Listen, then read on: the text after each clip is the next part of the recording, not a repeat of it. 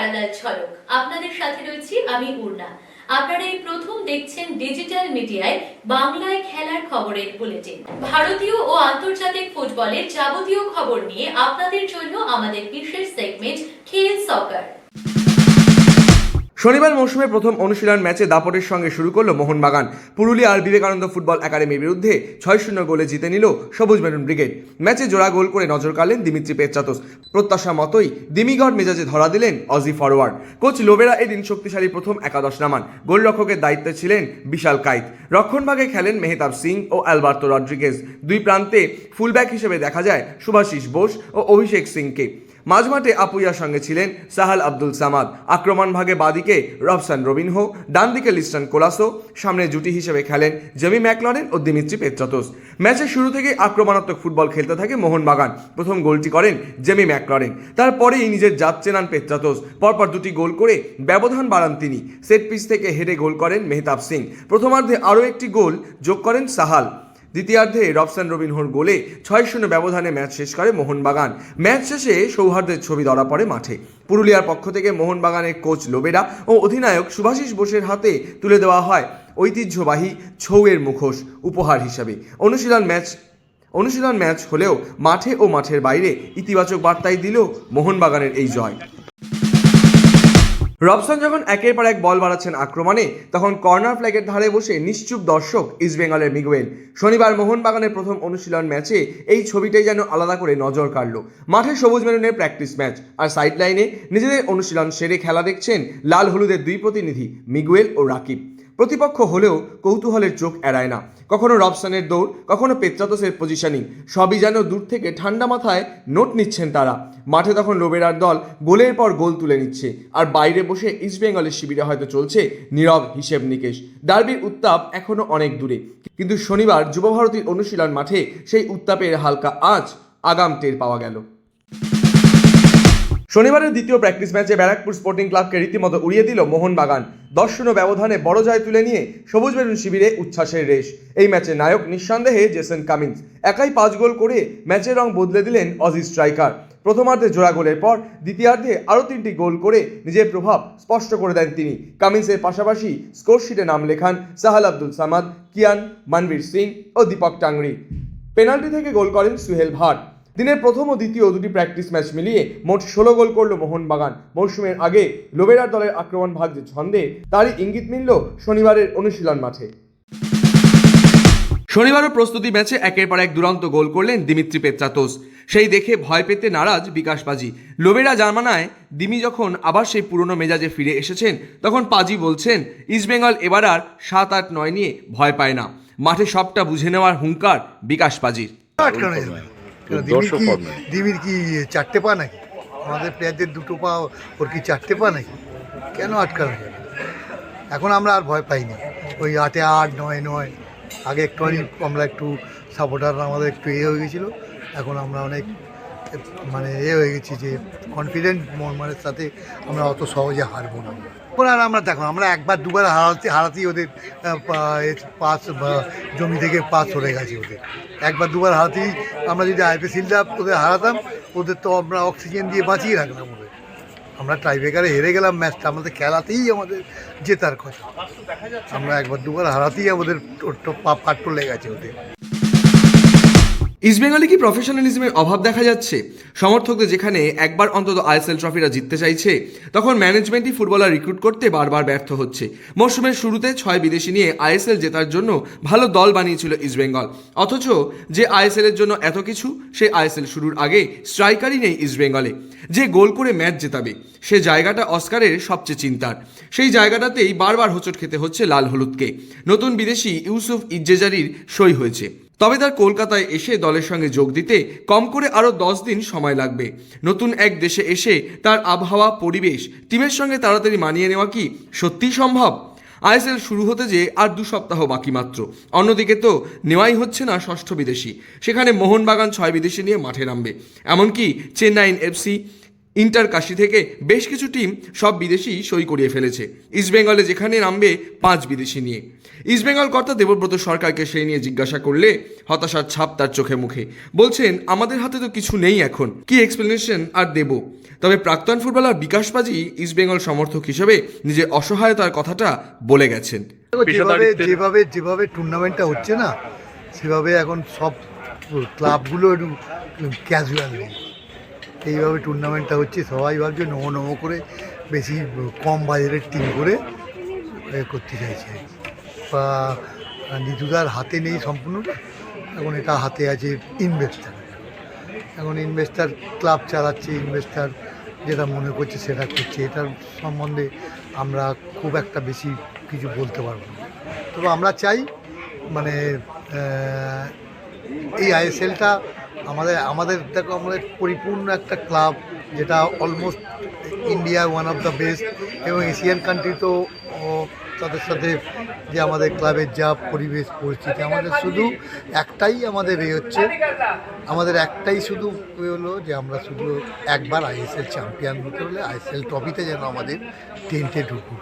এবং সেটা আমার মনে হয়, আমি গতকালও কাকে একটা বলেছিলাম যে দিস ইয়ার মানে আমাদের লাস্ট অবধি যা পারফরমেন্স 3টে টুর্নামেন্টে আছে, আমাদের লাস্ট 3টে টুর্নামেন্ট, প্রিভিয়াস 3টে টুর্নামেন্ট যে পারফরমেন্স আমাদের করা হয়েছে, আমি এবছর আশাবাদী যে আমাদের টিমটা এবছর যেভাবেই আইএসএল হোক আমরা টপে থেকে চ্যাম্পিয়ন হওয়ার পসিবিলিটি আছে।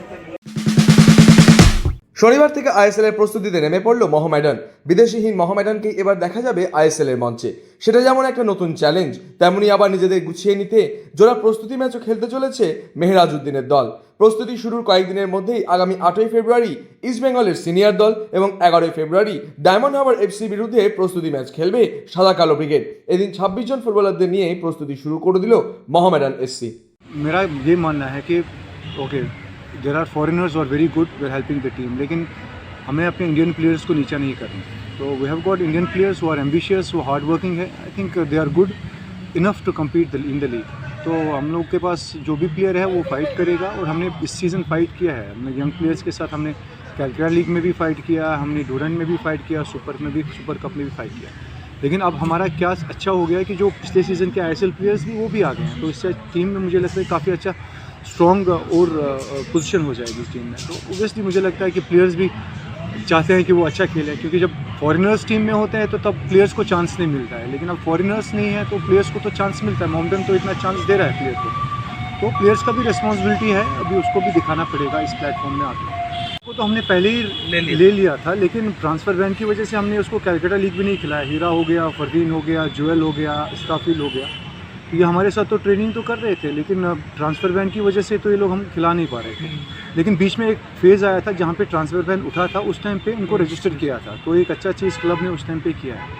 तो उनके आने से ऑब्वियसली मुझे लगता है कि टीम में थोड़ा और सपोर्ट मिलेगा। अच्छी तो जो भी पिछले सीज़न में था हमारे पास वही तो है। हम लोग नया प्लेयर तो कोई रजिस्टर किया नहीं, ट्रांसफ़र बैन है, और जो पिछले सीज़न आईएसएल खेला है वही इंडियन प्लेयर्स तो हमारे साथ है के लिए।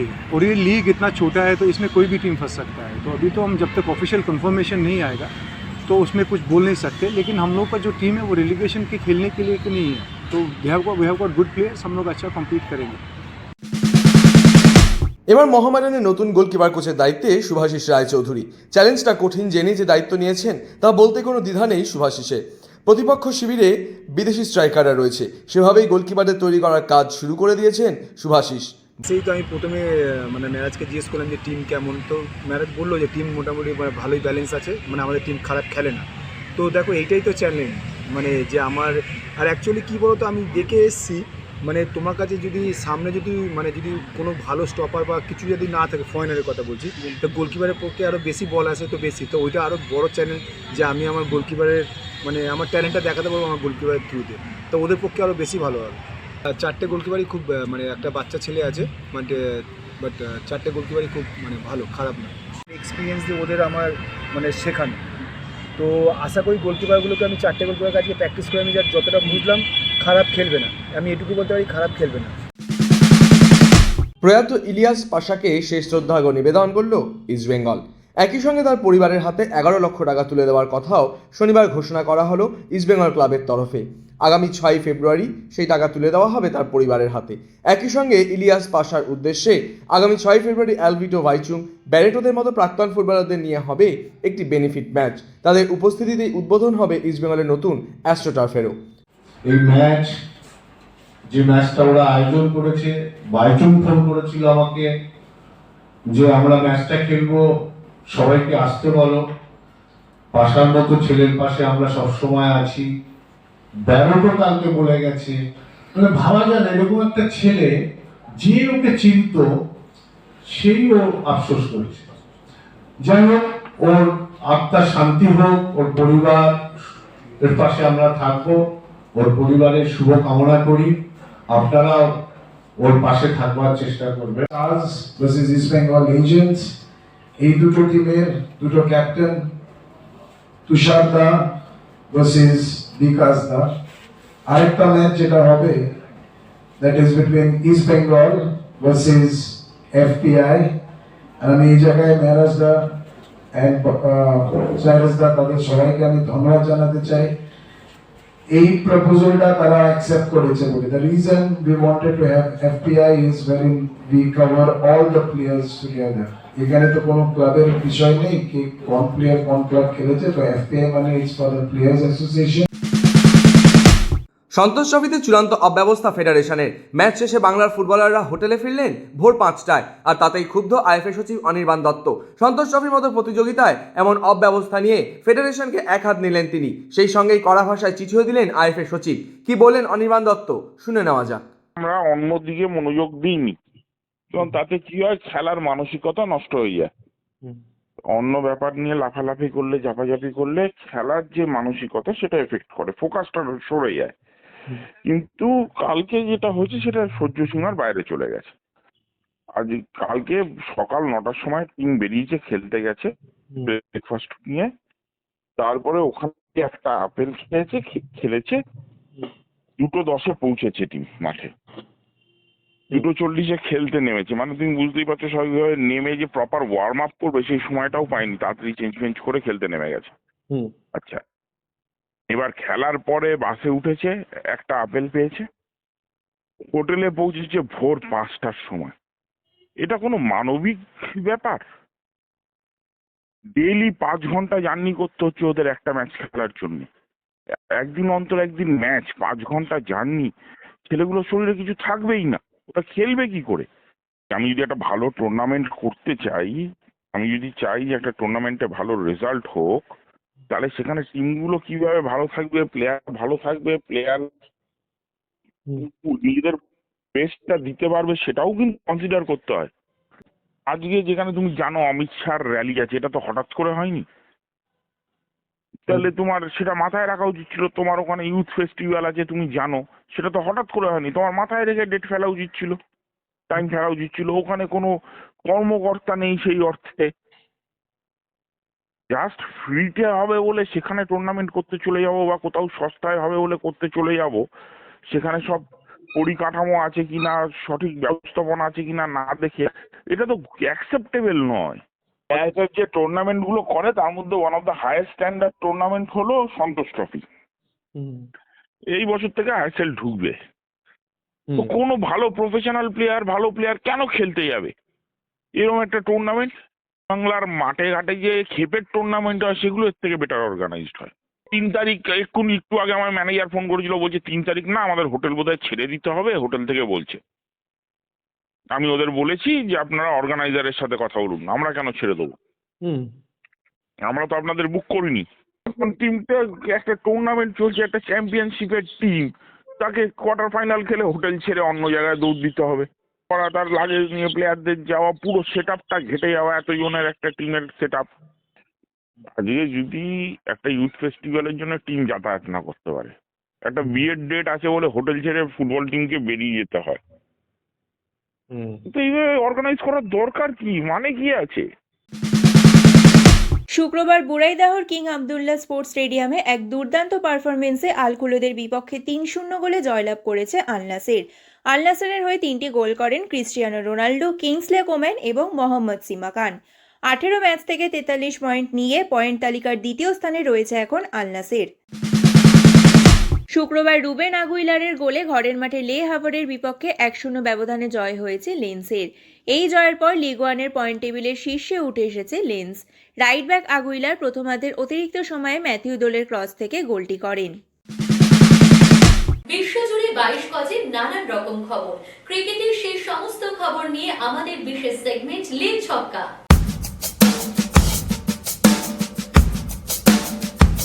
দুই ইনিংস মিলিয়ে একাই 11 উইকেট শাহবাজ আহমেদের। হরিয়ানার বিরুদ্ধে 3 দিনে ম্যাচ জয় বাংলার। 188 রানে বিরাট রানে জয় পেল বঙ্গ ব্রিগেড। কোয়ার্টার ফাইনালে পৌঁছে গেলেও হরিয়ানার বিরুদ্ধে জিতেই সেই কোয়ার্টার ফাইনালে নামতে চেয়েছিল লক্ষ্মীরতন শুক্লার বাংলা ব্রিগেড। সেটাই হলো।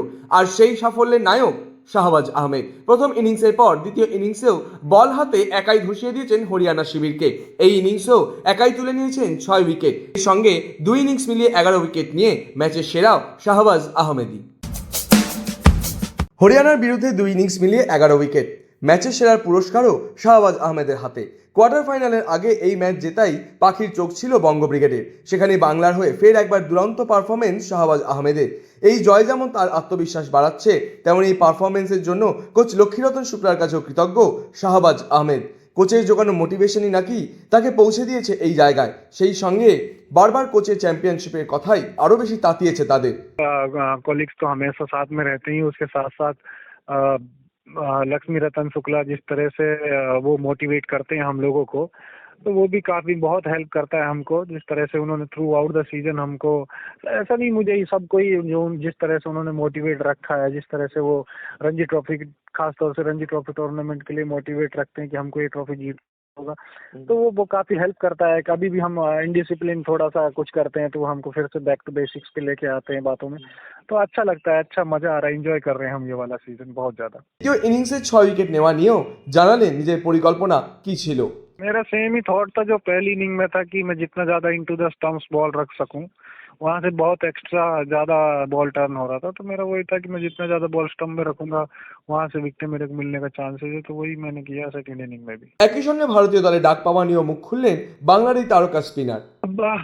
बुलावा, देखो बुलावे का ऐसा है कि मुझे ऐसा लगता है कि अगर कोई परफॉर्मेंस करता है तो ऑब्वियसली हमेशा सिलेक्टर्स की वो नज़र में रहता है।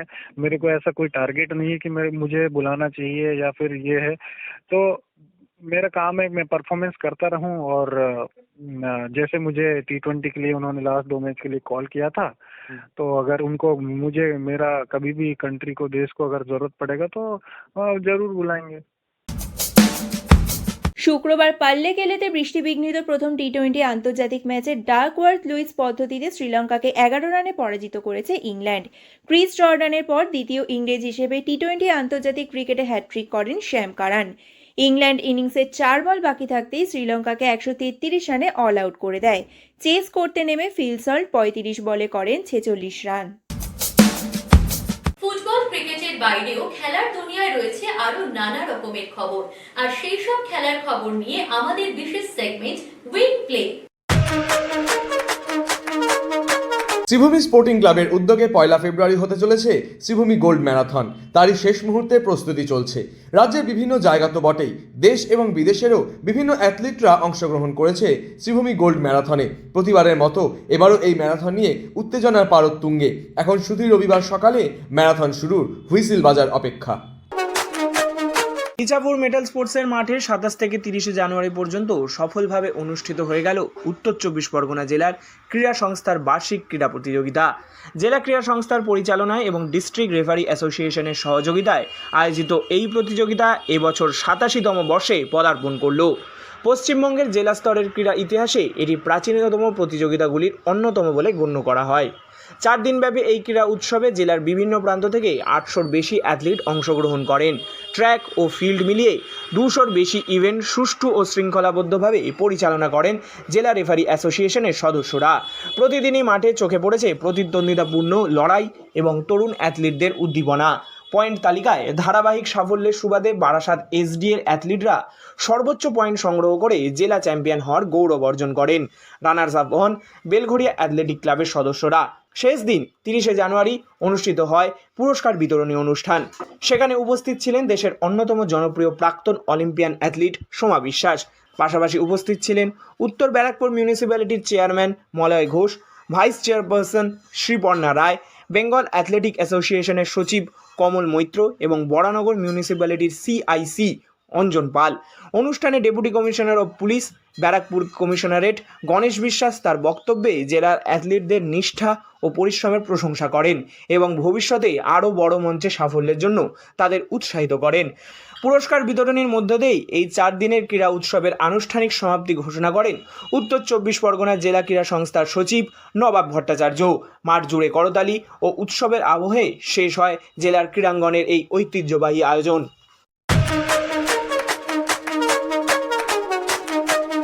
খেলার দুনিয়ায় শোনা যায় নানা রকমের মন্তব্য, আর সেই সব মন্তব্যের কোলাজ নিয়ে আমাদের বিশেষ সেগমেন্ট থ্রো ইন। একদিনের ক্রিকেটে কোহলি ও রোহিত স্বাভাবিকভাবেই পারফরমেন্স এবং নেতৃত্বের দিক থেকে অনেক বেশি দায়িত্ব নেবে, তাই এখনই গম্ভীরের চাকরি বাঁচানো খুব একটা সমস্যা হবে না। কিন্তু লাল বলের ক্রিকেটে ভারতীয় দলের জন্য সময়টা বেশ কঠিন হতে যাচ্ছে। প্যারালাল ঝলক আজ এ পর্যন্তই। খেলার দুনিয়ার সেরা প্যাকেজ নিয়ে দেখতে থাকুন প্যারালাল ঝলক প্রতিদিন রাত 10টায়।